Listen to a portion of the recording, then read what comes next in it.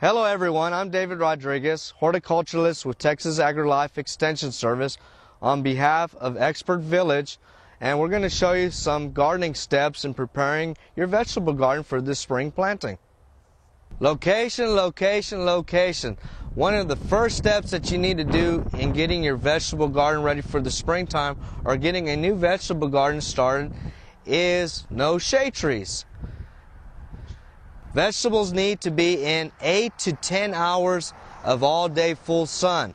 Don't let the vegetables or vegetable garden compete against the root system of the tree, which can go 2 times out from the main canopy of the tree or from the shade of the tree.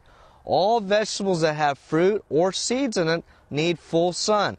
Now, some vegetables such as cauliflower, spinach, or your root crops can take a little bit less sun, 4 to 6 hours, but all vegetables will be happy. So the first step is location, location, location. Don't be planting your vegetable garden in a shady location.